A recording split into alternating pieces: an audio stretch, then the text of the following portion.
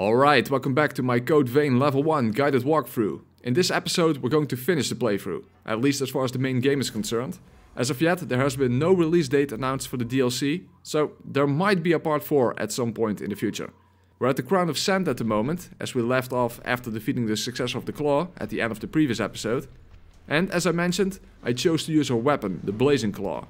But I also mentioned that it's much better to stick with the Sunset Sword. And if it wasn't already the better choice before, by now it's best to have it transformed with a gift transformation. The chrome for which you get by trading with Io. Although the upcoming boss is weak to poison, so in that sense I was not so bad off with a poison transformation.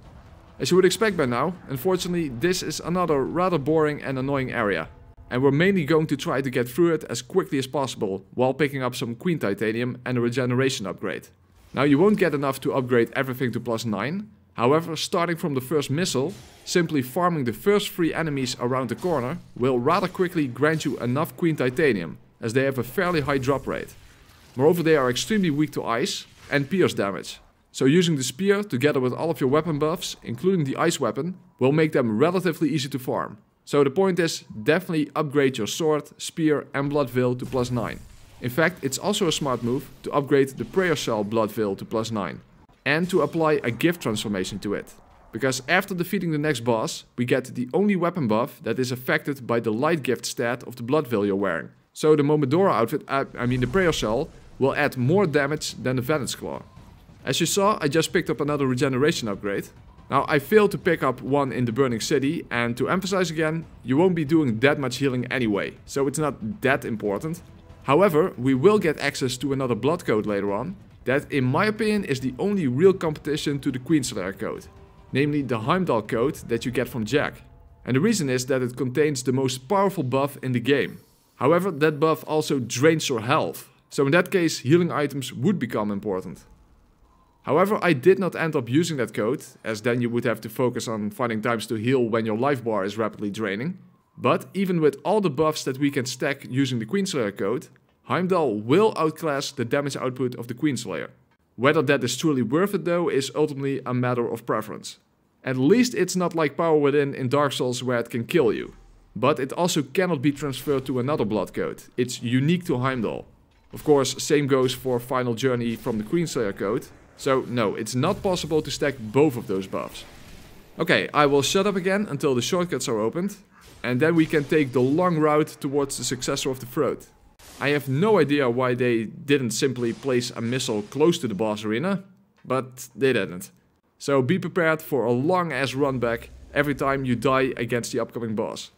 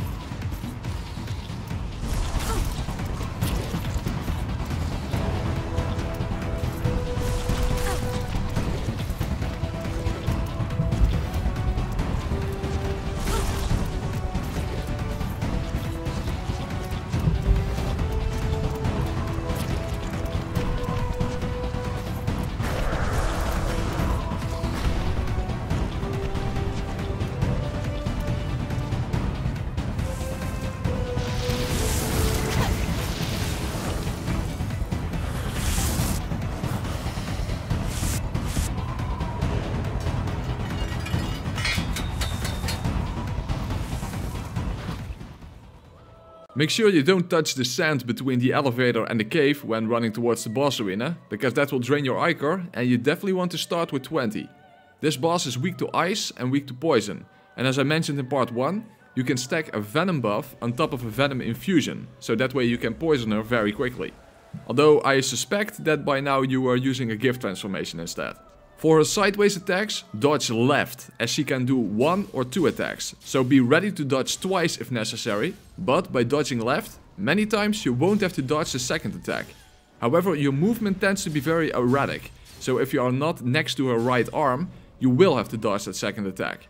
When she slams both her arms into the ground, get behind her, but be careful that sometimes she will turn around and do this attack twice as well. It is rare, but it can happen. When she spins around, dodge into her, or even running into her is enough, because then the attacks will go over you. Surprisingly, she didn't do that in the first phase in the winning attempt. When she staggers and or goes into second phase, reapply a venom buff to poison her again if you are using poison like me. Now the really fucked up part of the fight. She summons almost invisible tornadoes, causing an AoE that is extremely hard to avoid, because I at least can barely see where the safe places are. Maybe for you it's less difficult to see. Dodge into her when she summons a red glow and moves her arms to the side, causing a smaller AoE around her. Do not dodge away from her. You need to stay close so that, other than that smaller AoE attack, she will continue like she did in the first phase. If you stay at a distance, she will summon ground attacks and it's just a complete mess. So stay close to her and pay very close attention to that red glow, so you know when to dodge into her to avoid that AoE. The timing may take a while to learn, unfortunately. You basically have to dodge the moment you see the sand flying upwards, so just before she raises her arms.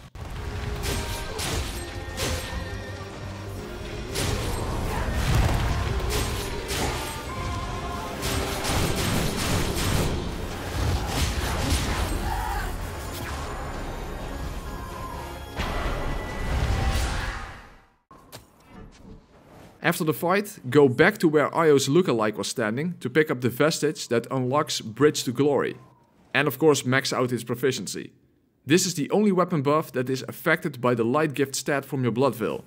So that will become important for the remaining boss fights. Also talk to Rin to get her blood coat, because that will give us access to a very helpful passive gift. However, we need a vestige for it, so I will come back to that in a minute. But first we have another where the fuck do I go area to get through. Oh really, another maze? Yeah, really, another maze. Oh, I never saw that coming. Oh, you didn't? Of course I did, I was being ironic. Oh, you were? Well, fuck me if that wasn't obvious. Yeah, and what makes it worse is that the worst maze in the game is yet to come. Anyway, there is Queen Titanium in this area to pick up, and technically you could farm the first enemy for it. But if you are for some reason still in need for Queen Titanium, the start of the Crown of Sand is a better farming spot than this area. However, there's also a regeneration upgrade, but more importantly, some helpful vestiges. As I just mentioned, we need to unlock Swift Destruction, which is a passive gift that increases your attack power based on your mobility. So with quick mobility, you get the maximum damage boost from that gift. And speaking of passive gifts, you also need Mind Vitality up from the EOS code in order to use Bridge of Glory, because Queenslayer's mind stat is too low to use it. And even though I didn't end up using Jack's Heimdall blood code, make sure that you get it anyway, because it has the Stamina Stimulant gift, which is a passive gift that can replace your stamina boost, because it grants slightly more stamina. Not a big difference, but just enough to get one more attack out of a full stamina bar, so it's definitely worth it. So after this area, your final 4 passive gifts should be Stamina Stimulant, Swift Destruction, Mind Vitality up, and One-Handed Sword Mastery. Even though you can run past most enemies in this area, there are some levers you need to pull that require a key. Those are held by some powerful enemies, so I chose to apply all of my buffs. However, that did entail that I activated the 3-minute time limit, and you will not get through the entire area within 3 minutes. Fortunately, I barely managed to unlock another gate before that gift automatically killed me. In other words, if you use Final Journey, make sure you move very quickly, so you at least make some progress before dying.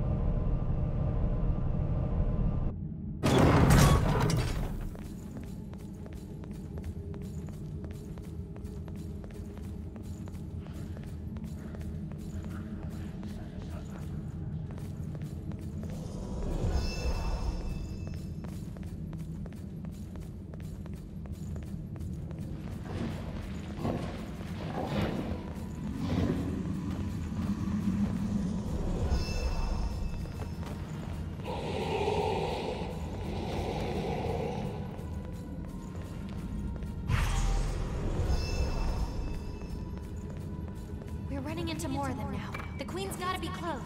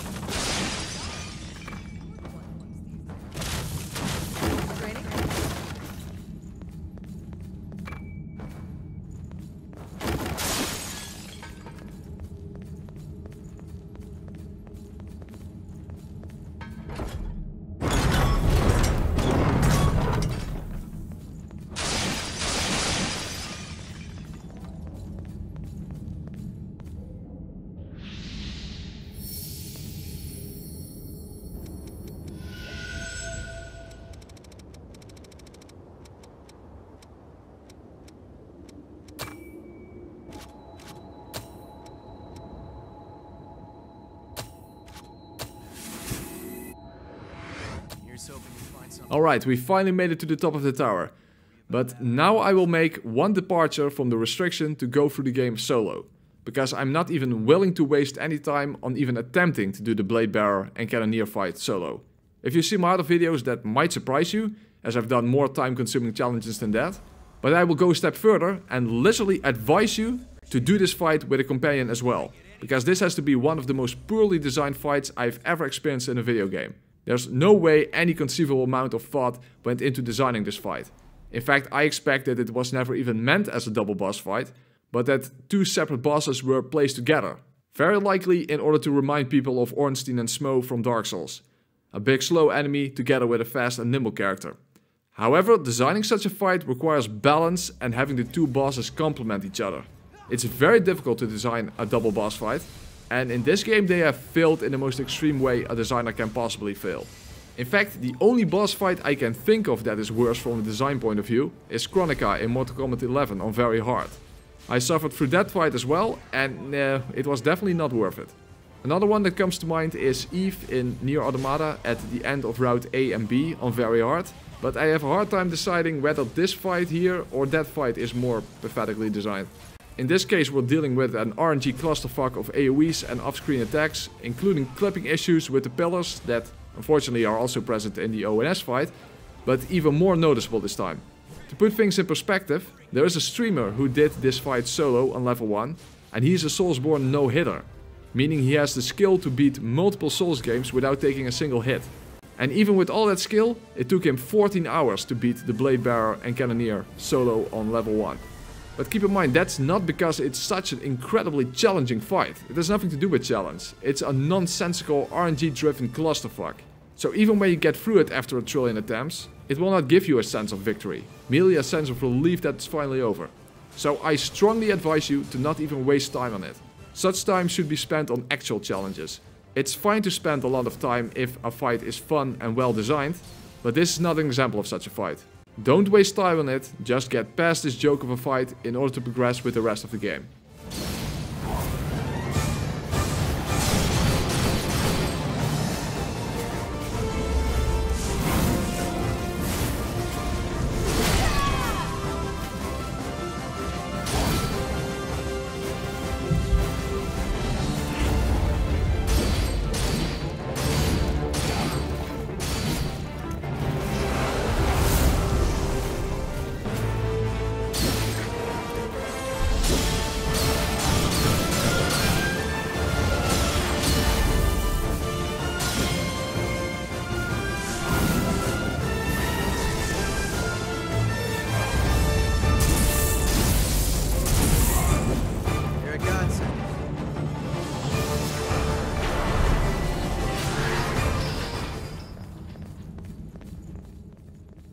Alright, after that huge mess, we get a decent boss again. During his first phase, the biggest danger is the fact that it's really hard to tell when he's done attacking, because he can do this double spinning sword slash pretty much at any time after any move.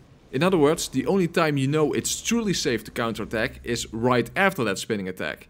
So don't get greedy with your attacks, because you may have to dodge immediately whenever you attack him when he has not done that spinning attack. He also fires projectiles with a really peculiar trajectory. They go to your right and then towards you. You can dodge them by dodging forward, but often it's safer to dodge through them. If you dodge to the left, however, you are almost certain to take a hit. His other projectiles, those orbs that follow you around, can actually be destroyed by a single attack. But be careful that you have to attack slightly early as it's moving towards you, and you have to hit it before it hits you. When his second phase starts, he summons these tiny orbs around you that will explode one by one. And as tempting as it is to move away from him until you've dodged those explosions, that is precisely what will get you killed. You absolutely need to stay close to him, because he now gains a dash attack with a giant area of effect around it, which is extremely hard to dodge. So you need to stay close to him. Unfortunately, when you keep spinning around him, he tends to do only single attacks or short combos. But again, whatever you do, stay close to him. So if he dashes away from you, immediately follow him. Stay close to him.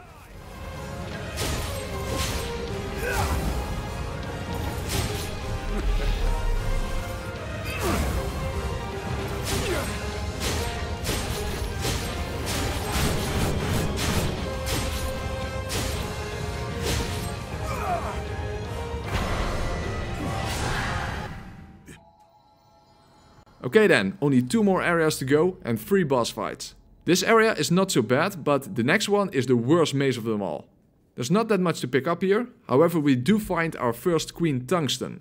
However, we need another one for a plus 10 upgrade, so that will have to wait until after the next boss fight. I do advise you to first open up the shortcut and then go back for the pickups, so you don't get stuck with everything chasing you when you then try to open up the shortcut. Other than the Queen Tungsten, there's another regeneration upgrade, and the lightest blood vial in the game, and it's already upgraded to plus 9. That is in fact the only blood vial without weight reduction that grants you quick mobility when having the spear equipped, so that's pretty good. Unfortunately, I have already wasted all of my EOS chromes, so I cannot transform it with gift transformation, which was pretty stupid on my part, because it has only a slightly lower light gift stat than the Prayer Soul, and due to its low weight, it would get a greater damage boost from swift destruction. So in that sense it would have been the perfect blood vial, but I tried the EOS chromes on different weapons to see the differences, and now I don't have any left, so that sucks.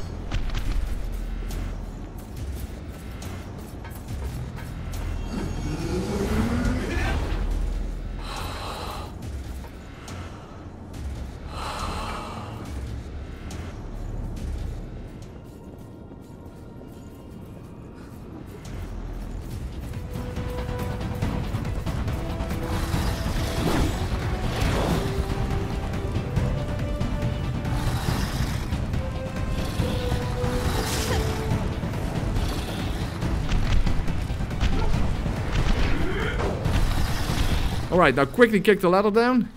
Hey! Oh, you son of a bitch! Can we please start a petition to ban all dogs in any video game ever? God damn it. Okay, so now the shortcut is open. So we can go and get the blood vial I mentioned, the regeneration upgrade, and of course the Queen Tungsten.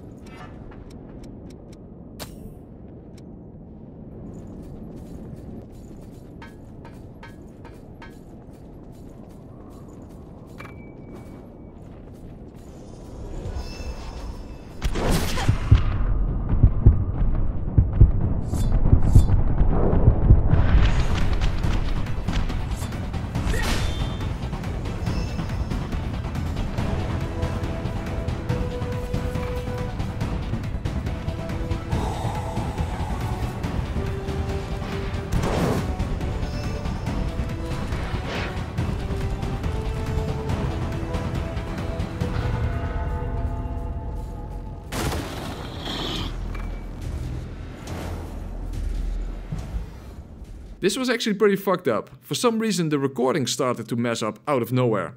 So the next footage is actually from when I already made it to the next missile. So fortunately it was nothing important anyway. But imagine this happening during a boss fight when the game autosaves. That's pretty messed up. Hopefully it won't happen again. By the way, what is also messed up is that the creatures hanging from the ledges here see right through camouflage and apparently smell you or something. Because sound suppression does nothing either. So that makes for a pretty chaotic run to the next missile. Fortunately it's only a short section.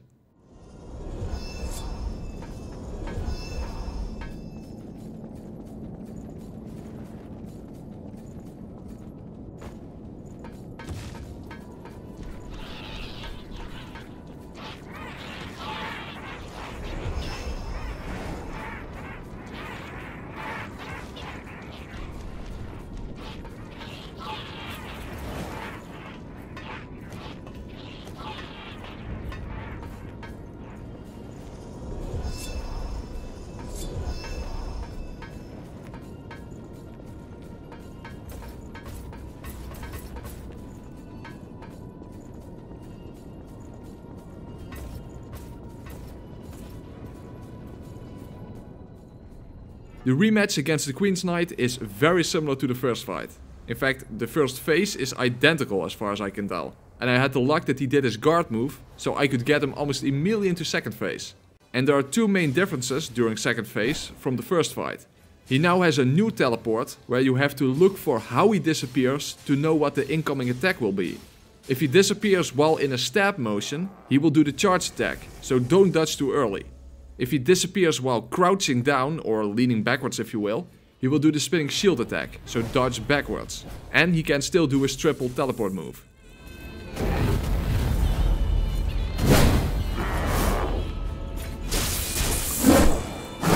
But when he disappears while jumping backwards, he summons this green glow that you can completely ignore, because standing in it doesn't damage you. It is actually the perfect opportunity to do massive damage. In fact, you will likely end the fight if you attack immediately and keep attacking as soon as he summons that green glow. After the fight, we get a blood code that contains another gift that can save you from getting one-shotted. But just like the one from the Atlas code, it's tied to this blood code specifically. So I'd say forget about it.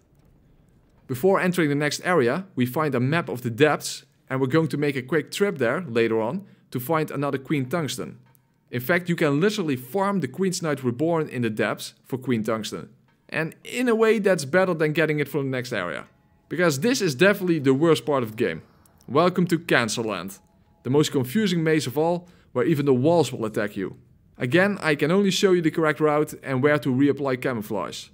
But there's definitely RNG involved when avoiding the enemies. And of course, dodging the spikes that come out of the walls is a pain in the dick.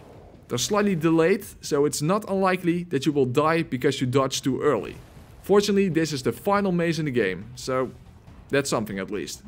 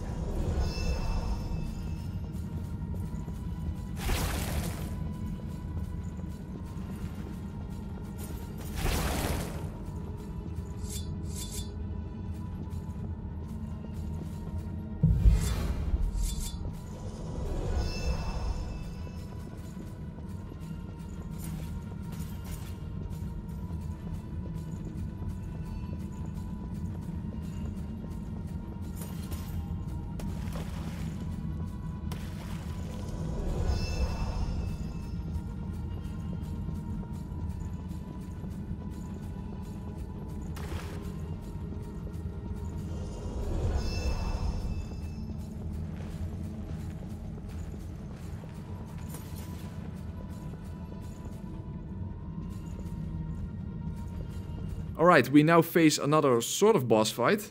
Unfortunately though, I can't really give any tips because I don't know her moveset either. On your blind playthrough, I think everyone beat her first time.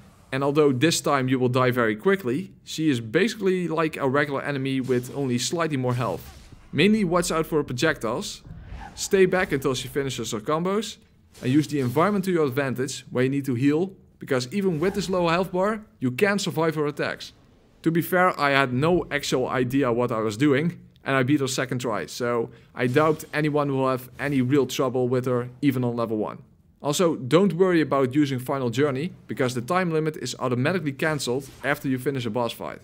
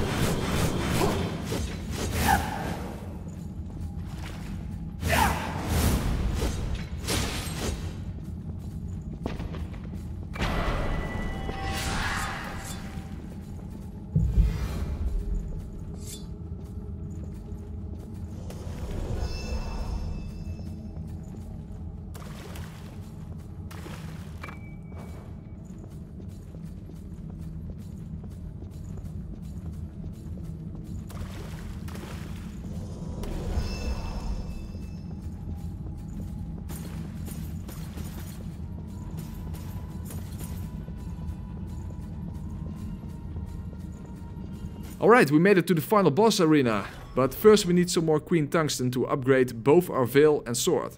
For the first one, you need to get back to the room with the narrow beams, and be careful that when you drop down on the right side, because there are sadistically placed spikes on the left side.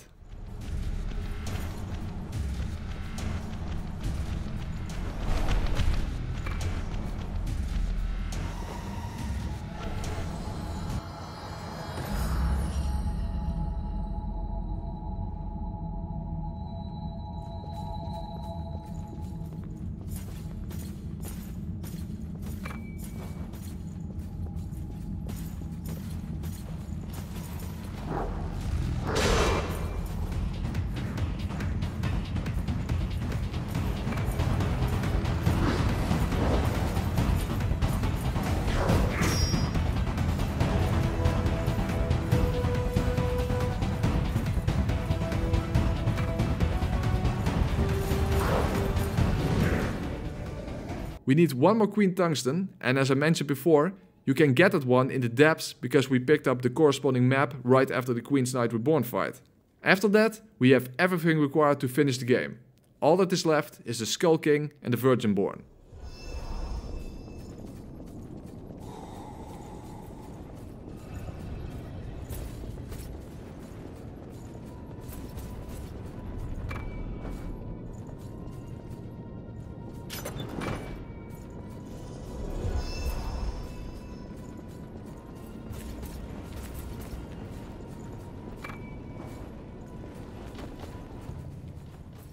Alright, the final fights. And because the Skull King has so much health, I use an Ichor concentrate, so I can use an extra gift. Because remember that we have a 3-minute time limit because of Final Journey. So that adds a lot of pressure on this fight. When he attacks with one sword, it's going to be a triple combo. If he attacks with both swords simultaneously, it will be a double combo. When he does a jump attack, don't just circle around him. His swords almost cover a 360 degrees area around him. So dodge behind him.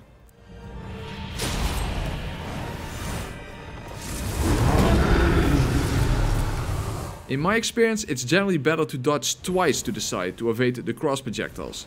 And when he jumps towards you, he will do a follow-up attack that is often quite delayed. In fact, sometimes so much that you can actually get an attack in between those two moves. But that is of course very risky. However, general rule, if his sword attack goes downward and you hear the clashing of steel on the ground, that means there won't be a follow-up attack. So it's safe to counter then. When he crosses his swords, he will dash towards you, and then he will jump up and make a stream of blood emerge across the ground. Dodge behind him or to the side to get some free attacks in. In fact, that's a great attack to bait by staying at a distance. However, be careful that you are dealing with a time limit of 3 minutes, so don't be too passive in this fight. Now, this boss is actually way harder than he looks, because just like against the Argent Wolf Berserker, you have a tendency to automatically dodge in front of his attacks, since most of his attacks are these wide-reaching slashes, and they gain extended reach throughout the fight, mainly because of a Gilded Hunter-like blood aura around them as the fight progresses. Also, each attack has a slightly different timing that is really hard to explain, and basically only can be learned through experience, I'm afraid. Definitely make good use of stamina boosters, because you are constantly dodging, so you need every little bit of your stamina bar. Don't get fooled into believing that he staggers when he's actually merely switching phases. He will go down on one knee when he truly staggers. When he has only about 10% health left, become as aggressive as possible, because you want to take him down before he can actually go into his final phase, in which he gains attacks that reach almost across the entire arena. That's not something you want to deal with. Moreover, by then you will almost be out of time because of Final Journey, so you pretty much have to make haste. In the end, this fight requires a lot of practice, because especially the timing needs to be experienced and cannot really be explained.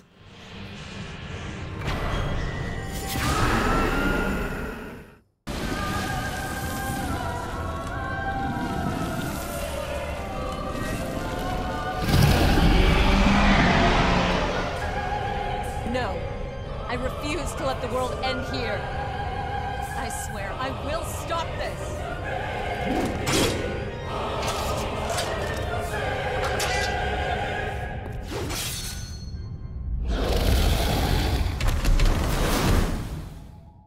Okay then, the final boss. But it's a very cheap fight, unfortunately, because of one specific attack, and I'm sure you know which one I'm talking about.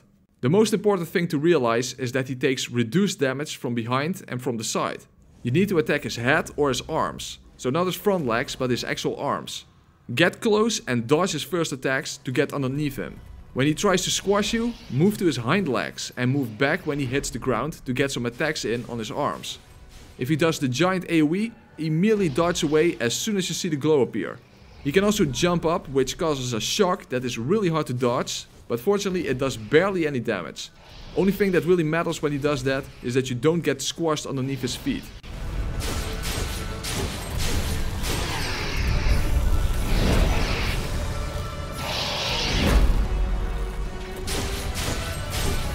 When he goes into second phase, things get completely fucked as the entire arena becomes one giant dead zone. The only way I found to prevent getting hit is to get behind his hind legs and spam dodge into the wall. It's still a matter of RNG whether you get hit or not, but this gives you the best chance of survival. I have no idea what they were thinking with this attack. It's really freaking stupid. The other attack he gains now is summoning these magnetic orbs that pull you towards them. So you need to press in the opposite direction in order to stay underneath the boss, because the orbs are always in front of him. That's basically everything there is to this fight. The real determining factor is RNG when spam dodging into the wall to avoid the rain of projectiles. So, not the most exciting way to end the game, but there you go.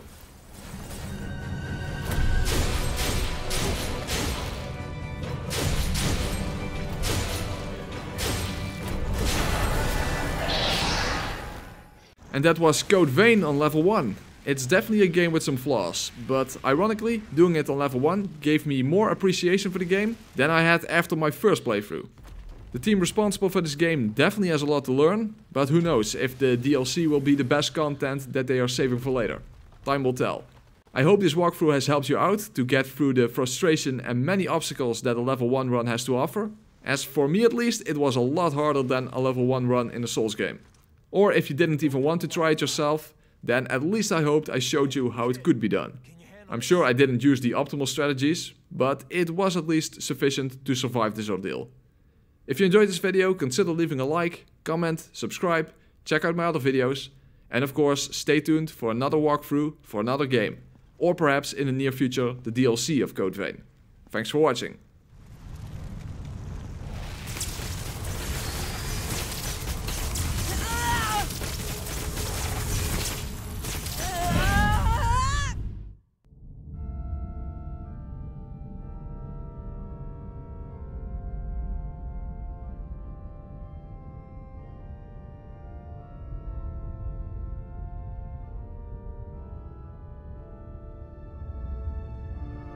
the relics that Silva once held. The powers that you have inherited from them are now, by your will, bound to your flesh, and Vayne sleeps again, for what might be called forever. Thirst creates dread. Revenants desperately fight ever larger numbers of the lost for what few blood beads they can find. But for now, please, rest peacefully. Until the time of your awakening comes once again.